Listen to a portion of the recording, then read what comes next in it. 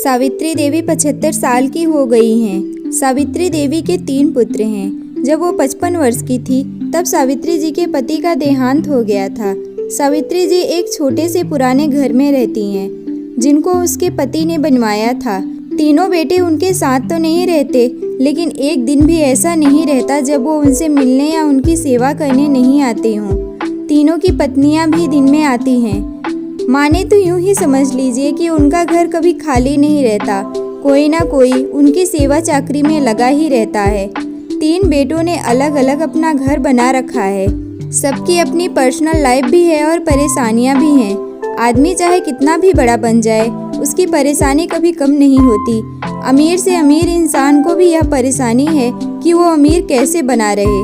तीनों बेटे ने कई बार जिद की कि माँ उनके साथ जाकर वहाँ रहे, लेकिन उन्होंने कहा कि वो यहीं रहेंगी, उसी घर में, उन्हें और कहीं चैन नहीं आता है।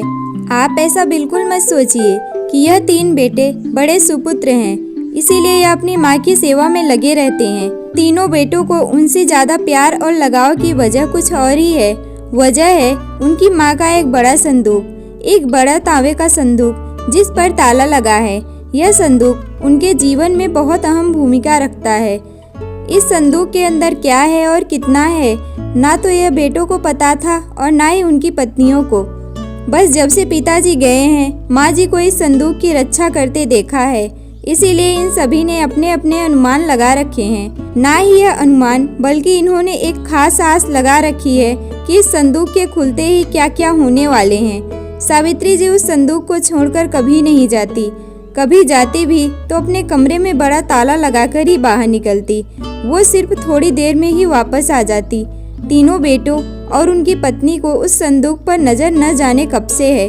सबने अपनी तरफ से अपनी अपनी कोशिश भी करके देख ली माँ को अपने साथ अपने घर ले जाने की, ताकि माँ के साथ उसका संदूक भी वहाँ से हिल सके। और फिर जाहिर सी बात है, जिसके घर में माँ रहेंगी, संदूक भी उसी का रहेगा। यही वजह थी कि माँ के आगे पीछे माजी करते ना सिर्फ बेटे बल्कि बहुएं भी चक्कर लगाती रहती हैं। सावित्री जी भी भली भांति अपने बेटों को समझती हैं। वो जानती है कि उनकी इतनी सेवा क्यों हो रही है। उनकी सेवा उनके संदूक के कारण हो रही है। उन्हें पता है कि जिस दिन यह संदूक उनके हाथ आ गया, उस दिन के बाद उनका मूल्य कुछ भी ना रह जाएगा। तीनों भाइयों और उनकी पत्नियों में यह बातें होती कि माँ के पास ना सिर्फ उनका सोना है, बल्कि उनकी सास का भी इसी संदूक में है।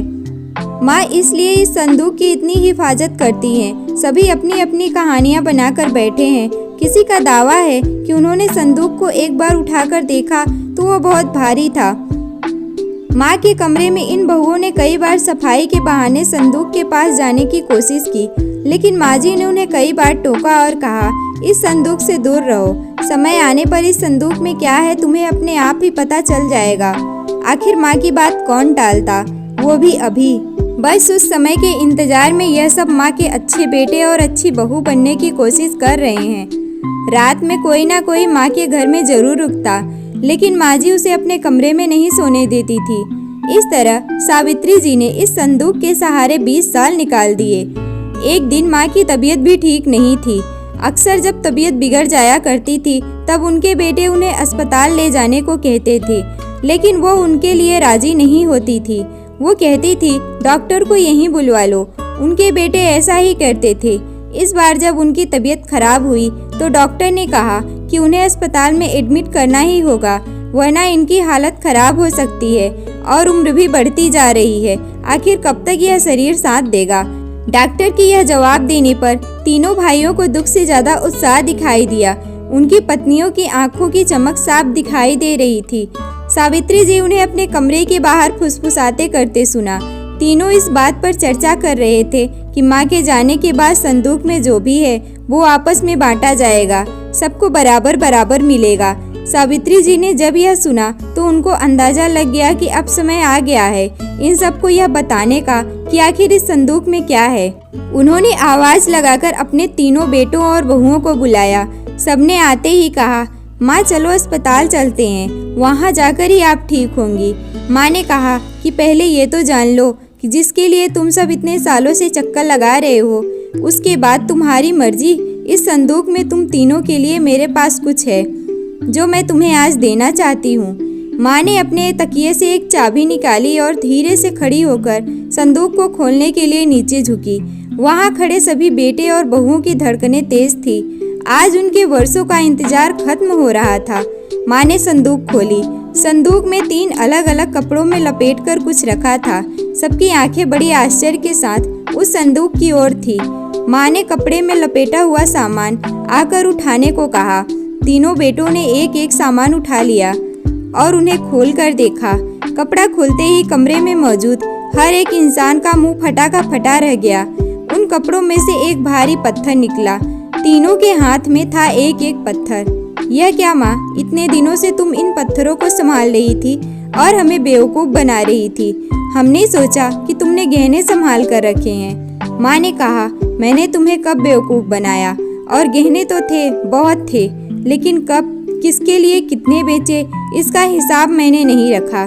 जब तुम्हारे पिता आखिरी समय में थे तब हमारे पास कुछ भी नहीं था। तुम तीनों ने शादी के बाद ऐसा मुंह फेरा कि क्या तुम्हें पता है किस अभाव में उनका अंतिम समय गुजरा। उस समय भी उन्होंने तुम्हें कुछ नहीं कहा। उन्होंने उस समय मेरा भी सोचा। उन्हें पता था कि उनके जाने के बाद उनके बेटे मेरे साथ भी यही करने वाले हैं। इसीलिए उन्होंने मेरे लिए इस संदूक का उपाय खोजा और देखो कितना सही उपाय दिया था।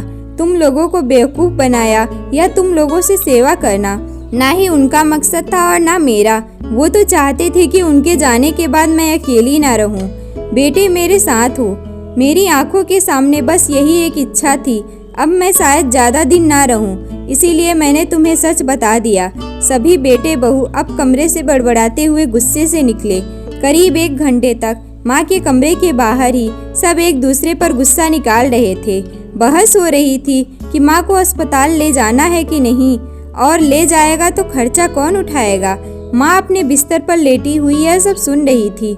दोस्तों, उम्मीद करती हूँ आपको मेरी यह कहानी पसंद आई होगी। कहानी पसंद आई है तो वीडियो को लाइक करें, चैनल को सब्सक्राइब करें और हमारे साथ जुड़े रहिए।